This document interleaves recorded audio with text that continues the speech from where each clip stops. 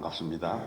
오늘은 실로암 못에 가서 씻으라 라는 제목으로 말씀드리겠습니다. 요한복음 9장 7절입니다. 이르시되 실로암 못에 가서 씻으라 하시니, 실로암은 번역하면 보냄을 받았다는 뜻이라. 이에 가서 씻고 밝은 눈으로 왔더라. 여러분, 인생에 어려운 일이 있습니까? 불행하다고 생각하십니까?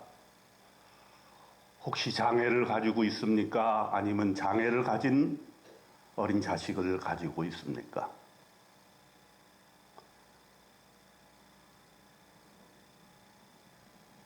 오늘 여러분과 함께 예수님의 말씀으로 여러분이 가지고 있는 어려움을 하나님의 기회가 되는 놀라운 일이 일어나기를 바랍니다. 예수와 함께하면 불행이 축복이 되고 어려움이 하나님의 놀라운 기적이 될 것입니다. 고통스럽고 눈물이 나더라도 참으시고 하나님의 뜻을 헤아리시는 그러한 믿음의 사람이 되는 길을 택하시기를 바랍니다. 오늘 성경의 본문에 보니까 날 때부터 맹인이 된 사람이 있었습니다. 그는 이름도 없었습니다. 그에게는 정말 큰 짐이 되었습니다. 또 그 부모에게도 인생의 큰 짐이 되었습니다. 어떤 분들은 자녀가 장애를 가지고 있으면 밖에 나오지를 않습니다. 내가 무슨 죄가 있어서 이런 자식을 낳게 되었는가?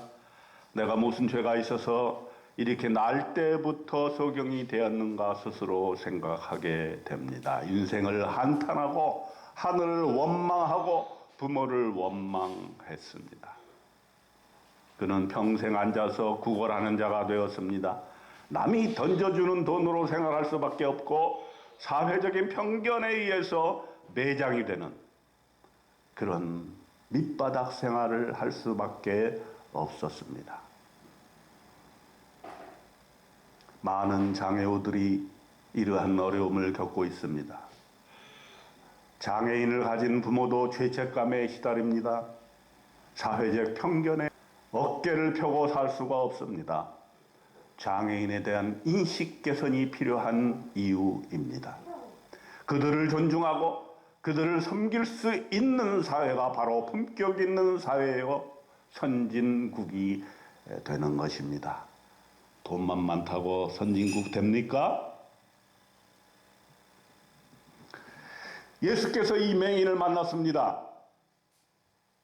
예수님과 함께한 제자들이 물었습니다. 랍비여, 이 사람이 맹인으로 난 것이 누구의 죄로 인함이니까? 자기니까 그의 부모이니까? 이 질문의 밑바닥에는 장애는 죄라고 하는 인식이 깔려 있습니다. 장애는 수치라고 하는 인식이 깔려 있습니다. 부모의 죄 때문일 수도 있고 장애인 자신의 죄 때문에 이러한 인생의 어려움이 있다라는 것입니다. 사회적 편견입니다. 예수님께서는 단호하게 대답하십니다. 이 사람이나 그 부모의 죄로 인한 것이 아니다.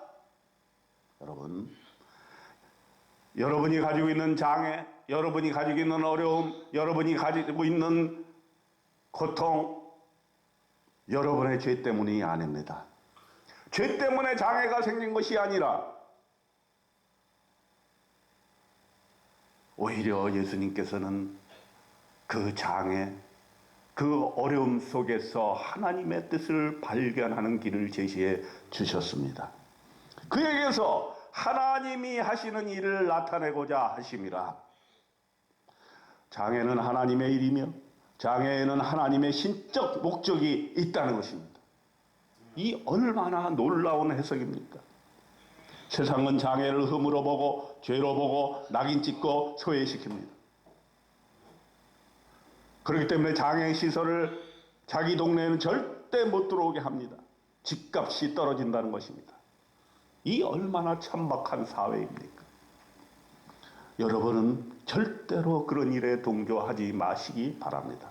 여러분은 그리스도인입니다. 나의 보내신 이의 일을 우리가 하여야 하리라.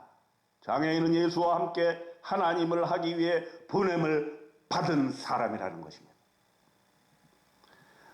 이 말씀을 하신 후에 땅에 침을 뱉어 진흙을 이어 그의 눈에 바르시고 이르시되 실로암 못에 가서 씻으라 하시니 실로암은 번역하면 보냄을 받았다는 뜻이라.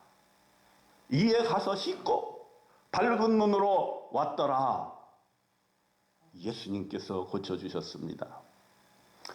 실로암에 가니까 고침을 받게 된 것입니다. 여러분, 우리의 인생에 주어진 여러 가지 어려움들, 장애, 고통의 경험, 이런 것이 아무 의미가 없는 것이 아닙니다. 고통 그 자체가 아닙니다.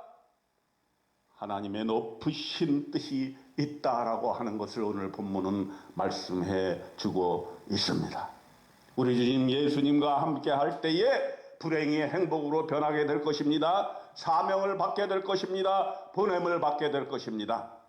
우리 모두 다 실로암 못에 가서 우리를 씻어내므로 예수 만나서 불행이 행복으로 반전이 되는 놀라운 하나님의 축복을 경험하는 오늘 하루 되시기를 주님의 이름으로 축원드립니다.